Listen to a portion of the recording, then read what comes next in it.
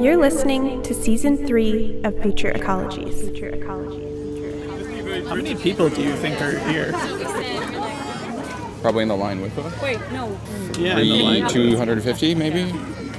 I think there's more than that. I think there's 300, 400 people here. Amazing. This is amazing.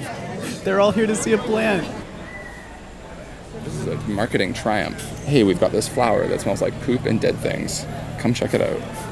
It worked on us.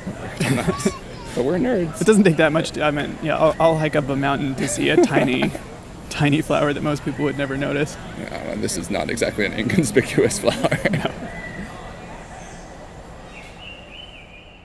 So, Adam, do you remember this? Of course I remember this. This was a long time ago, though, like way before coronavirus, which should be obvious because of the crowds, right?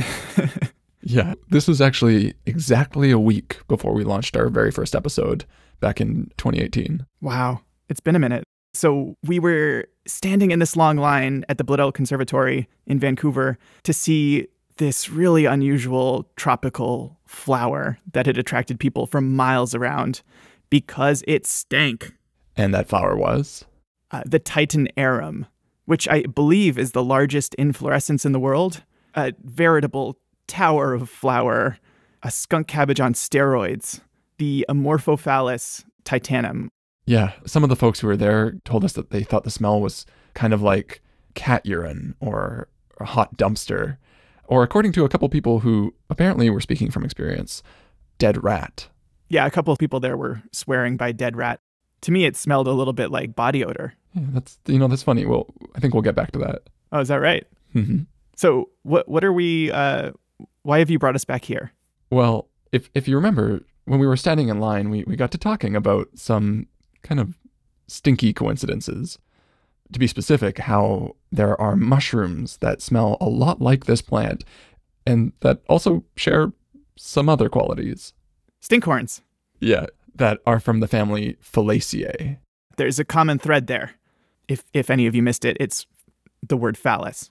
So is it convergent evolution, or is it just coincidence that stinkhorns, which are really smelly mushrooms, and these flowers in the arum family, like the Titan arum, that they have this sort of undeniably phallic morphology, and they also stink to high heaven? Did you ever figure out the answer? No, I'm sorry. I got kind of distracted. What were you distracted by? Would it shock you if I said mushrooms? It wouldn't shock me in the slightest. So, Mendel, is this going to be an episode about penis-shaped mushrooms?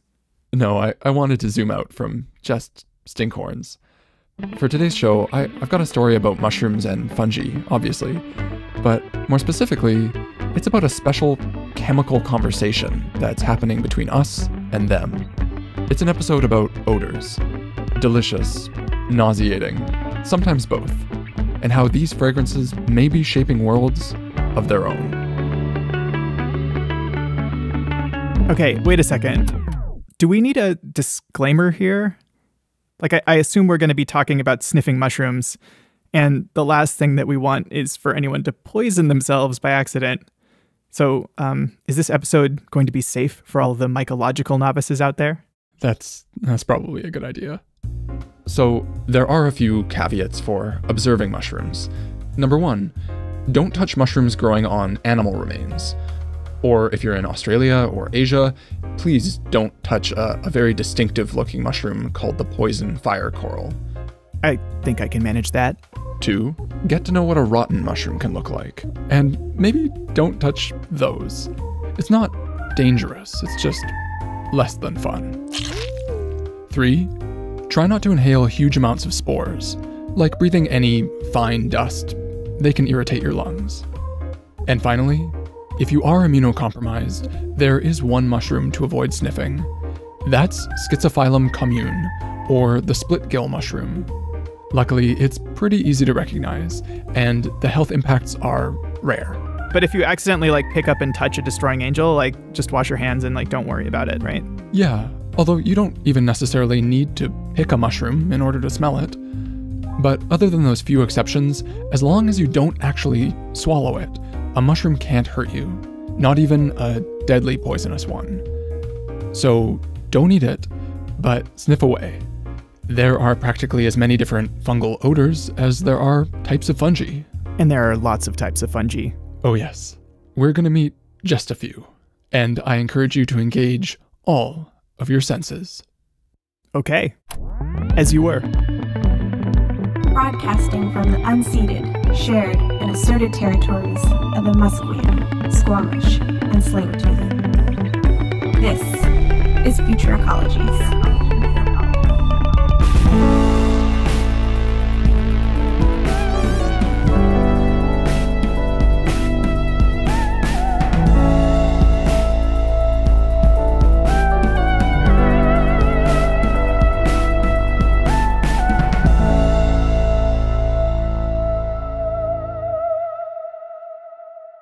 To kick things off, a quick primer.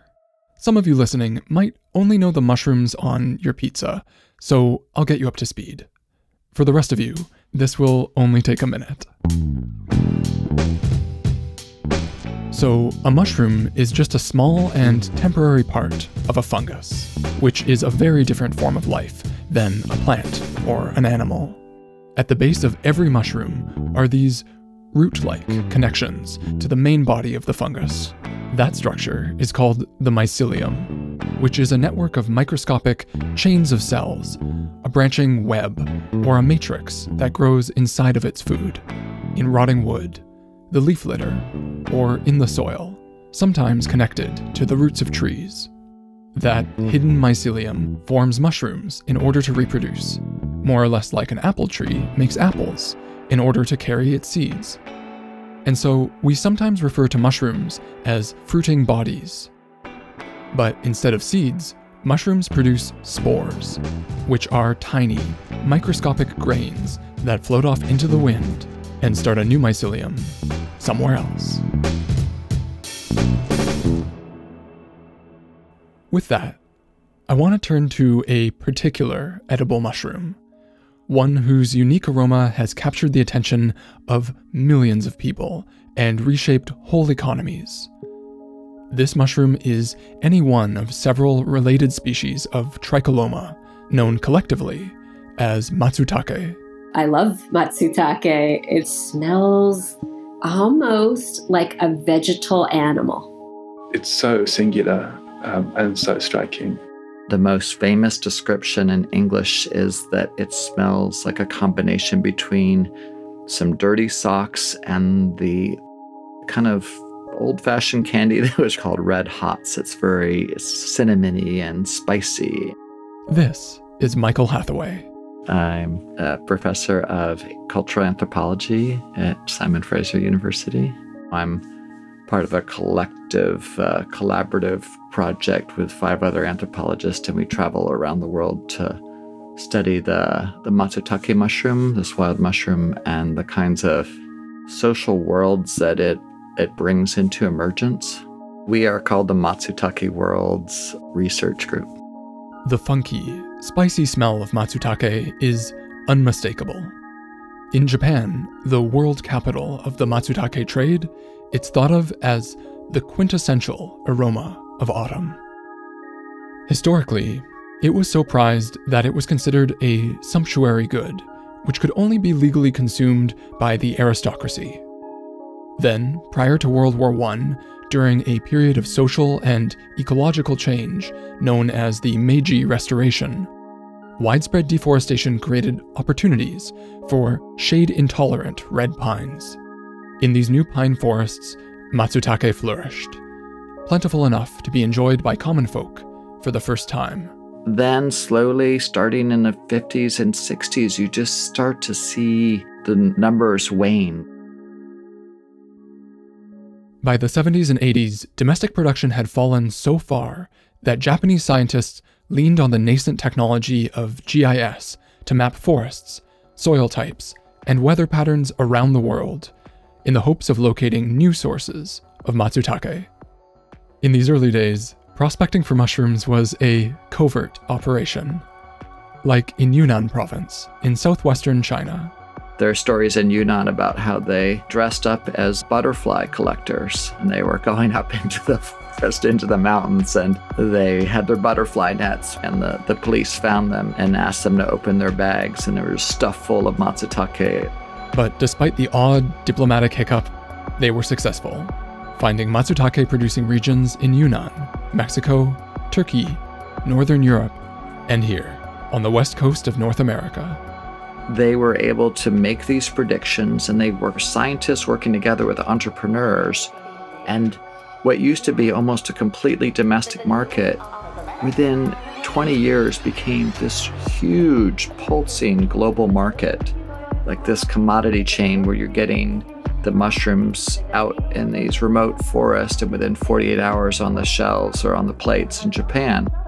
The demand for Matsutake can be so extreme and the supply so variable that prices can swing wildly, even over the course of a single day. Over the past few decades, pickers have been paid between $2 and $60 per pound, wholesale. That's a big range. Just wait. At its peak, in 1993, pickers could sell top-grade Matsutake for $600 per pound. And yet, for many, it's not just about the money.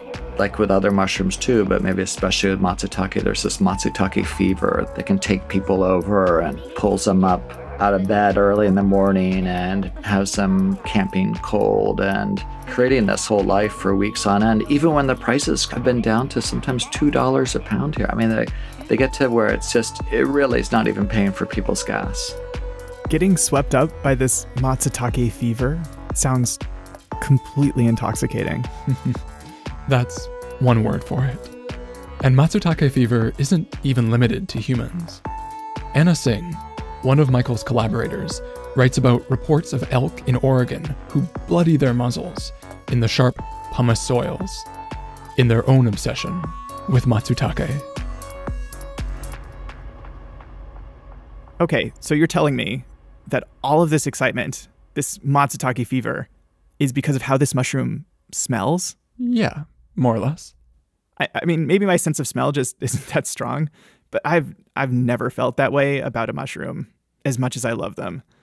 So, I mean, I guess I want to turn this around. Have you felt this strongly about a mushroom? Like, are there mushroom odors that make you want to act like one of these elk? Well, I mean, I do love Matsutake, but one of my favorite mushrooms to smell is actually chanterelles. They don't smell as strong, but you know, when you get a pile of them together, it's really obvious. They're really fruity, like apricots. Wow, I have picked a lot of chanterelles, but I have never experienced that. Apricots is not what you expect a mushroom to smell like. No, and that actually reminds me. I was being a little hyperbolic back at the beginning when I said that there are as many smells as there are mushrooms. And I guess I should walk that back a little bit. There definitely is a stereotypical earthy, mushroomy smell, and there are lots of mushrooms that make it. But not all fungi have that smell. No, and there are just so many other fungal odors out there. There are mushrooms that smell like maple syrup, garlic, bleach, or fish. Shrimp mushrooms. That's a mushroom that I can identify from smell. Yeah, they are very fishy. And there are others that smell like creosote, rotten meat, watermelon rind, fenugreek, or licorice. And as you mentioned, right, like these smells are so characteristic that they can become an important part of figuring out exactly what species a mushroom is. They become this identifying feature. Okay, so theoretically, you could have two mushrooms that look exactly the same, but they smell different, and so you can identify them by smell. Right. Yeah, and a classic example is in the genus Agaricus, the same genus as grocery store button mushrooms. Right. There are pretty similar looking species that can either smell like almonds or like harsh chemicals. Yes, and I have encountered some of these mushrooms, and I have tried to figure out which are which based on smell, and I gotta be honest, I've never been quite confident enough to really make that distinction. Of course, I feel like almonds kind of smell like cyanide anyway. They're pretty chemically. Yeah, fair enough.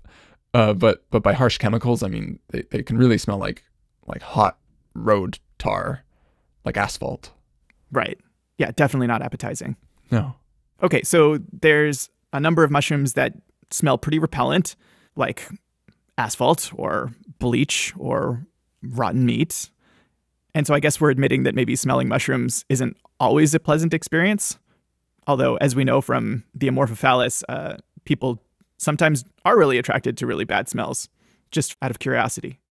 Yeah, I mean, so much of that idea of pleasant and unpleasant is kind of a social construction anyways, right? Like the way that people feel about cheese in different cultures, or the way that people feel about perfumes and deodorants, right? Like not every smell is for every person. And I think these mushrooms and the Amorphophallus make that point really clearly, that we can hold disgust and pleasure and excitement together at the same time. Right. Yeah, totally. And I do think that these mushrooms that are particularly singular and pungent and polarizing, those are the ones that we tend to obsess over. And in some cases even mythologize. So is that what you think is happening with the Matsutake? That it can both smell kind of like red hots, which are, refreshing, and also smell like sweaty gym socks, which are kind of gross. Is that what's so intriguing about their aroma for people? Yeah, there's something about this mushroom that we can't even put into words, right? And that might just be a problem with English.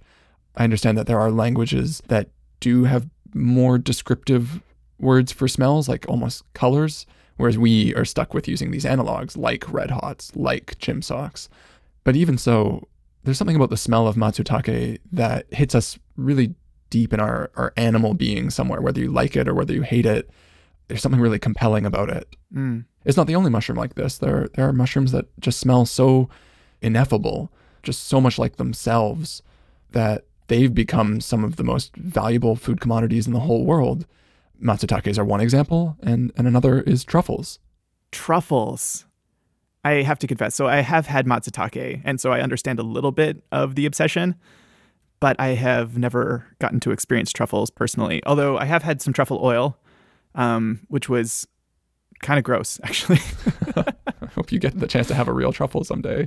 Me too. Yeah, because the flavors that they use in truffle oil are actually not natural. They're mostly synthetic. Well, that's typical. Yeah, but even though the smell of real truffles is usually more complex and variable than those synthetic oils, they're still pungent and you won't necessarily like them. They're overpowering and polarizing. Right. And they can be fruity, funky, musky, and even dizzying, like gasoline. And like Matsutake, I'd say that's for a very good reason. And what would that reason be? Well, to help tell that story, there's someone else I'd like you to meet.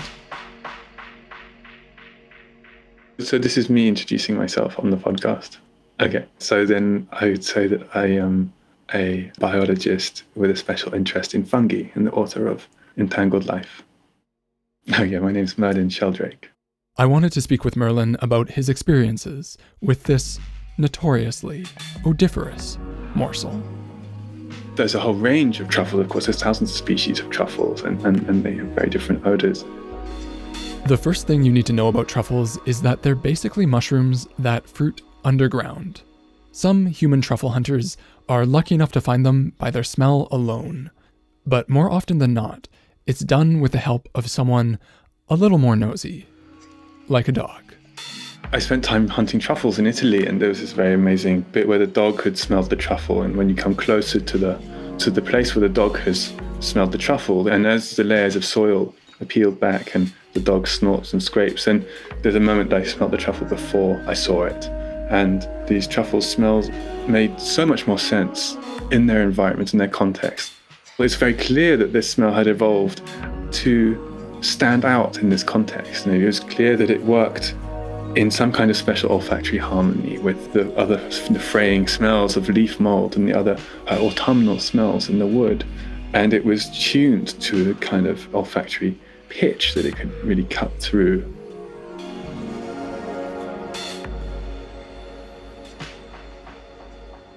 The idea of an olfactory pitch reminds me a little bit of Bernie Krause's acoustic niche hypothesis, which we talked about back in episode 2.5.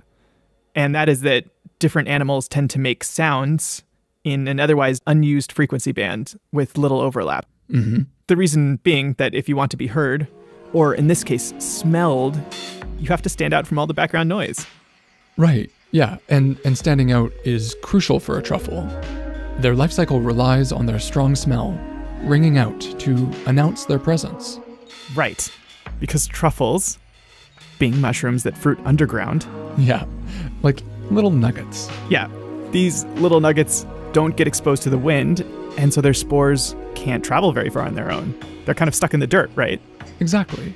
Maybe it's a safe place to grow their fruit bodies, but those spores need to disperse somehow. They want to get out and tour the world. So, as Merlin puts it, the truffle has devised a lure. I mean, you think about flowers. Flowers are lures. They attract pollinators, whether moths or bats or bees. And the pungent smells of truffles are an olfactory beacon, which summon animals, whether they be a shrew or a squirrel or a human or a pig or a dog, to drop whatever they're doing, to locate the truffle, dig up the truffle, to eat the truffle, and then to go away and deposit the truffle spores in its feces. And so in this case, it's very clear lure. The truffle's life depends on its ability to spread its spores, and its ability to spread its spores depends on being able to attract an animal. The more irresistible a truffle smells to a hungry mammal, the more likely its genes are to survive and replicate. But hunger isn't even the whole story. A lot of people don't hesitate to say that truffles smell like love, or more plainly, like sex. Okay, so let me get this straight. Truffles look like little poops and smell like sex, whereas stinkhorns look like sex and smell like poops. Yeah, these are pretty strange coincidences. And the chemistries of truffle odors have evolved to be both super volatile and water insoluble, which means that this aromatic siren song will always seep up into the air currents, even out from under layers of rain-soaked earth. After all, it really doesn't matter how good you smell if no one can ever smell you. Over enough time, these evolutionary pressures turned mushrooms into experts on mammalian obsession. These lures arise in a co-evolutionary dance between different species taking place over millions of years. So I think there's just a very interesting way to think about how different organisms make sense of each other. If you think about this truffle smell, it's a kind of a fungal portrait in scent of animal fascination. A portrait in scent of animal fascination. Mendel, what is a portrait in scent of animal fascination? What does that mean? Well, I would say truffles and Matsutake are just a couple of examples, if some of the loudest. You could make a similar case for the taste of fruit or the smell of flowers. Neither our love for these flavors or the flavors themselves are static qualities. They push and they pull, refining and mimicking each other through time. So, speaking of portraits in scent, there's an artist I'd like you to meet. I actually asked her the same thing that you asked me. Hold on, let me just savor this for a moment. I've never been asked if I have a favorite fungal odor. I don't know how honestly I should respond to this. We'll get back to that in a second. But first, this is Anicka Yi. Usually, if I'm in a taxi cab, I don't tell people what I do because I don't necessarily want to invite 50 questions about conceptual art. But in less captive conversations. Then I will say, sure, I'm a conceptual artist who deals with evolutionary biology and olfaction. To say that Anicka's work is best experienced in person is an understatement. Her exhibits have involved masses of cultured agar, bacterial paints, air samples, yeasty doughs, and fragrances of all descriptions.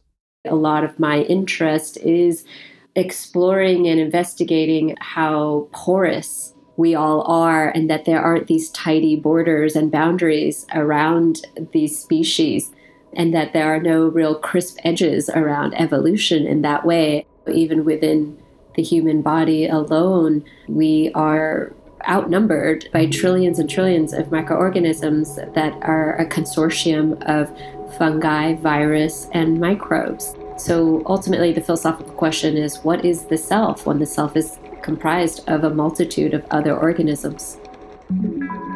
Which is why, rather than choose a particular smelly mushroom, Anicka's favorite fungal odor has everything to do with that composite self. I love bodily fungal odors. It's just so fascinating because you have deep, deep layers. I'm talking about, like, how many rings does a tree trunk have? That, to me, it's like time traveling to prehistory. These are ancient odors. And I don't mean to put some kind of like linearity or temporality associated with odor, but I think that it's very hard for me to not associate that with a kind of early prehistorical smell. I just mean that it takes me beyond human timescales when I smell fungal odors. Of course, the world of fungi is bigger than just mushrooms, or even mycelium. Single-celled fungi, known as yeasts, live in and on your body. They, along with trillions of bacteria, are responsible for the gamut of smells, known as body odor. These are smells that aren't often discussed in polite company. And part of Anicka's work is to challenge exactly why that is, investigating what she calls the biopolitics of the senses. For the most part, I think that most people don't really value smell, and they think of it as a nuisance. You know, when you walk into a kind of white cube art gallery, you're not supposed to smell Thai food. You're not supposed to smell yesterday's lingering ashtray. Power in our civilization today is not supposed to have an odor attached to it. We've almost kind of willfully diminished our ability to detect odors because of a cultural conditioning where we have associated odor with the biological, with the organic, and therefore we have deemed it a vulnerability, a weakness, and something that is meant to be brought on with shame and horror. A classic example is body odor. For many cultures around the world, and in the global north especially, there's a strong social conditioning that perpetuates a sanitized, muted smellscape. And this repulsion to smell is particularly strong for the aromas of human bodies.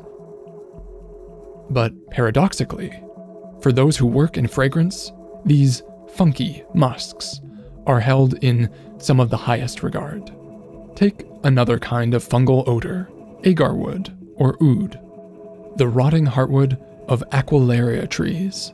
The tree defends itself by producing a kind of resin, and so this smell, I suppose, is more of an interplay between a fungal and a plant smell, but it only happens in response to fungal infection. And the oud wood, these seams of wood are cut out of Aquilaria trees and then either burned or turned to oil. And in both cases, the smell is just astonishing. It smells like the ass of the world. It's got this astonishing bodily quality, and it's just captivating, I find. It's almost too much. But it's one of the most valuable items in the world, valuable materials in the world, this wood, this agar wood. And the trees have been hunted to near extinction in the wild. And that's because it's used as a base in some of the most coveted perfumes. Fragranciers compose with scents, and they use oud for its exceptional ability to tie the other notes together into olfactory harmony. It's such a common theme in perfume making. Of course, you have ambergris, vomit of the sperm whale, and you have a castoreum, the anal gland of the beaver. And these are very intense smells when you smell them by themselves, but they do something magical when you mix them in a delicate way. And this is actually a theme for some truly pungent chemicals. In large doses, people can't stand them, but in low concentrations, they're irresistible. Other components of commercial perfumes include indole and skatol. Skatol. Like scat. Yep. Poop. Both of these molecules are produced naturally in feces and are responsible for much of the smell. But in moderation, people tend to think of them as floral, like jasmine. Skatol is even used in the flavor of strawberry ice cream. What? And speaking of poop, oh no, let's return to stinkhorns. It's important to remember that mushroom smells aren't always targeting humans, or even mammals. To us, the lure of a stinkhorn is less appealing than a truffle or a matsutake because stinkhorns rely on flies to spread their spores. Just like the Titan arum, the Amorphophallus uses flies for pollination. That's why they both generally smell like a cross between a dead animal and a latrine. Sounds delightful if you're a fly. And in their collaboration with flies, stinkhorns are diverse, successful in temperate and tropical climates all over the world, and completely indifferent to any human disgust. Although it might surprise you that some stinkhorns are actually considered a delicacy after the stinky spore slime has been removed. But you won't see stinkhorn on a menu. Most people consider bamboo pith fungus or veiled lady to be at least a little bit more appetizing. I'll have to add it to the list. I know a place. And with that, I think it's time to return to Matsutake, if you're prepared to accept that all of the excitement is indeed because of how these mushrooms smell.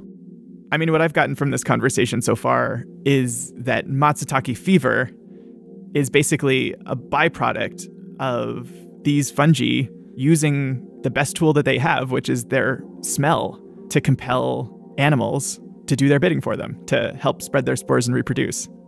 But I feel like we're missing an important piece here, which is that we are also capable of manipulating other organisms. And so I guess my question is, if we're so obsessed with these mushrooms, why don't we just grow them like we grow shiitake mushrooms and oyster mushrooms and so many other foods that aren't at all mushrooms? Oh, so many people have tried. But so far, truffles and matsutake have generally resisted being farmed in the traditional sense. And that's because they're both mycorrhizal. Which means that, like many fungi, they only live in connection with certain trees.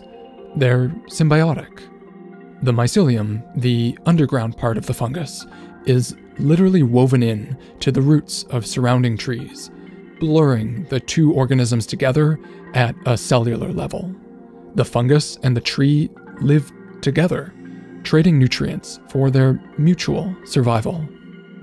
The name Matsutake translates to pine mushroom because they usually partner with various conifers, here in BC with Douglas firs especially, but down south in Karuk and Yurok territory, they're known as tan oak mushrooms because in that region they prefer tan oak and madrone trees, also known as arbutus. And that's the only place I've ever been lucky enough to find matsutakes when I live there. So you can't exactly grow matsutake in a factory or on a farm or on a factory farm. You really do need a forest. Right, yeah. You need a forest of a certain age with particular types of nutrient-poor soils, the right weather, and a whole constellation of other conditions to be just perfect. Without all those stars aligned, you might be able to grow a bit of Matsutake mycelium, but there's no guarantee that you'll ever get a mushroom. So you can't farm them, and if you want to get some, you have to wait for the right season, get up early, head for the hills, and basically just pull them out of the woods. Yeah, that, or pay somebody to do it for you. Either directly or indirectly. And from what I've heard, there are a ton of people doing this sort of thing. Commercial mushroom pickers, which has got to have an impact, right? It has a huge impact, and in so many ways. It has impacts on the forest. It has impacts on the human community actually doing that work. And it even impacts how we collectively relate to this thing we call the wild. How so? Well, I think the most direct way to talk about it is from the immediate economic impacts. Are you familiar with the term non-timber forest products? Yep, there's even an acronym for it, NTFPs. Yeah, and it's not just mushrooms. It's berries and different things. As long as they're not wood and you get them from the woods, it's an NTFP. So it's not unheard of for a community that has historically managed their forests for timber to realize that the mushrooms are actually more valuable than the raw logs. As a sidebar, I once hitchhiked with a logger who had decided to just switch to full-time mushroom picking because it was more lucrative for him, and he felt better about it. So definitely a thing. Yeah, at an individual level like that, and at a forest management level too. Like in these rural villages in Yunnan, Matsutake have created new fortunes, completely shifting regional economies, and with that, forest management approaches. Michael and his colleagues in the Matsutake World's research group study how these effects have varied between the different mushroom-producing regions around the world. In North America, as we've discussed on the show previously, many people think of forested lands as wildernesses, places that we shouldn't even consider cultivating or changing. There's sometimes this tendency to see all human action as inherently contaminating and damaging and degrading, whereas in Japan, the assumption is that Matsutake always start to decline in the places that have abandoned forests. So they say, you need to take an attitude of care, you need to be maintaining the forest, you need to be raking the duff. You modify it in a way that makes it more conducive to the potentiality of Matsutake to emerge. And that whole way of thinking is just, I think, really pretty foreign to a lot of the North American trained ecologists. And in Japan, it's generally believed that it was the post-war urbanization that led to the decline of domestic Matsutake. The forests were no longer being inhabited, used, or cared for by humans. The use of firewood was in decline. The pine duff piled high and became a rich compost, and eventually, the succession of broadleaf trees shaded out the red pines, and the Matsutake disappeared, along with them. Right, so the Matsutake was kind of a feature of the early succession of this forested ecosystem. Exactly. And now that it's gone, I assume that these forests are being managed to encourage more Matsutake production? Yeah. In a word, yes. But there's no consensus on techniques. Despite a huge amount of research, the exact needs of Matsutake are still mysterious. And so regional management approaches are heavily colored by cultural preconceptions and aesthetics. For example, some forest managers see raking duff as destructive and counterproductive. Others see it as indispensable. This is so common in kind of horticultural practice that you'll have people who will swear by one way of doing things and then other people who will swear by the entirely opposite way of doing things, and they'll both be teaching their way, and you'll interact with both of them and you'll be like, well, they both get good results, or you can't tell the difference. But, you'll have these different justifications in different ways. You won't be able to make heads or tails of which is actually right. Anyway, it's not uncommon. No, and I think a lot of it comes down to the kinds of forests that people want to see around them. Like, it's not only about maximizing the production of this thing or that thing, it's very much aesthetic. Right. It might not necessarily be helping, but it does make us feel good to feel like we're doing something, right? Yeah, and I think that this issue is even further complicated because in Matsutake's case, most of what it's doing is out of view.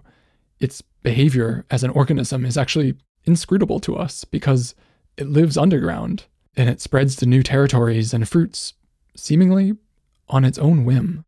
One of the things I love about Matsutake is that, it refuses to be domesticated after so much effort. And so it shows us so strongly all of the kind of what I'm calling the world-making capacities of other organisms that far surpasses our intentions for control or even management, and that we have to accommodate in different ways. And we accommodate it as we try to attune ourselves to the kinds of interactions that Matsutake itself is making with other trees, with other organisms, with animals, with different insects, and especially in the way it's communicating and part of those worlds. So, to acknowledge that fungi may have their own world-making capacities is to realize that they're not just these inert things, numb to their environment, either sitting still or moving automatically. Sometimes when I read about different fungi, there's this description of them as, for example, moving randomly, or they seem to not really be so sensate and actively engaging with the sensuous world. and they seem like they're just acting out like the unspinning, the unwinding of a spring within a clock. Instead, we could consider the possibility that fungi, like animals, plants, and other microbes, are sensitive to the world around them and act deliberately in response. That's what it means to be alive, to make good decisions consistently, or at least not deadly decisions ever, that allows anything to see life as like a series for all beings, as a kind of constant acts of interpreting the world and making accomplishments in whatever it is, and finding food and staying away from predators and communicating with their own species and others. With that in mind, I want to re-examine this idea of olfaction. Since most people listening have probably experienced odor at some point in their lives, I didn't think it was necessary to stop and define it. But maybe now is the right time. Odor, I understand as one of our chemical senses. And so it's a way that we perceive chemicals in the air, as opposed to dissolved chemicals, which I would then think of more as taste, even though taste has an olfactory component. So it's a chemical sense. It's a way that we can detect chemicals in our environment. Which can be pretty useful. Yes, well, I think it's a very ancient sense. I mean, if you think about bacteria, they have a chemical senses. Fungi have chemical senses. Yeast, single-celled fungi have chemical senses. It's a very, very basic feature of the living world, the ability to monitor the chemical composition of your environment and to change your behavior according to various changes in the conditions around you. So it feels to me like what we call smell is our version of this very, very fundamental and ancient perceptual ability. But of course, it's not just restricted to those chemicals that we ourselves can smell. Fungi use chemicals to organize their lives in many ways, and they can detect these chemicals and they produce these chemicals whether or not we can smell them. It may be obvious by now, but fungi are some of life's most capable chemists. In some sense, their whole existence is chemical, creating digestive enzymes to break down the wood and minerals around them, producing antibacterial, antiviral, and antifungal compounds to protect them from would-be attackers, and even generating pheromones of communication, a molecular call and response between a fungus and a root, between two fungi looking for mates, and even within one mycelium, allowing different strands to smell how nearby they are to their sibling branches, a kind of fungal proprioception. Fungi are sensitive to a wealth of chemical messages that, by their composition and concentration, tell of author, distance, and direction. To sum it up, a mycelium relies on its ability to sniff out food, avoid danger, and to make the right connections with plants, animals, and other fungi. And somehow, it does all of this without possessing a nose, right? Like, fungi don't actually smell the same way that we do. It's not like they have noses or brains. No, they don't have noses or brains. As mammals, our sense of smell is mediated by our olfactory epithelium. So that's about 9 square centimeters of specialized tissue kind of up and behind the nose. Molecules in the air float up our nostrils, where they bind to receptor cells and trigger a signaling cascade, amplifying the chemical signal so that eventually we are alerted to their presence. And in general, our dominant sensory organs, our eyes, our ears, our nose, our mouth, we think of them as centralized. A fungus, on the other hand, doesn't have such specialized structures, and its body is diffused throughout its environment. The whole mycelium could even be thought of as one massive olfactory epithelium, able to smell different things in parallel across different parts of its body. Receptors to different chemicals are not equally distributed across the mycelium, but nonetheless, the whole surface of a fungal mycelium is, in principle, chemically excitable, responsive. If my skin was all olfactory epithelium. And if I buried myself in the soil, then I would have this similar kind of full immersion in olfactory sensitivity than I might do if I was a fungus. This is why it's exciting for us to smell these more obvious smells, like mushroom smells and truffle smells, because these are the parts of fungal life which are made acceptable to us, with I think of us sort of clumsy, lumbering animals. But these are the parts of the fungal chemical lives which are revealed to us for various evolutionary reasons. But they point to this very rich chemical world which is out of our olfactory reach, but which is such an important part of the way that fungi engage with others and with the living world in general. Well, thank you, Mendel. That was a wild ride, and it's nice to know that not only are mushrooms themselves sometimes quite smelly, but they are also doing all sorts of smelling on their own. Hey, my pleasure. And yeah, I think it's nice to remember that when you're close enough to smell a mushroom, it might just be smelling you back. That is indeed a unusual notion that I will carry in the back of my head when I'm walking through the forest next. But before we go, I want to dig just a little bit deeper on this question of non-human agency, because it feels to me that there is a pretty significant paradigm shift buried in there. I can smell it. Okay. What you got?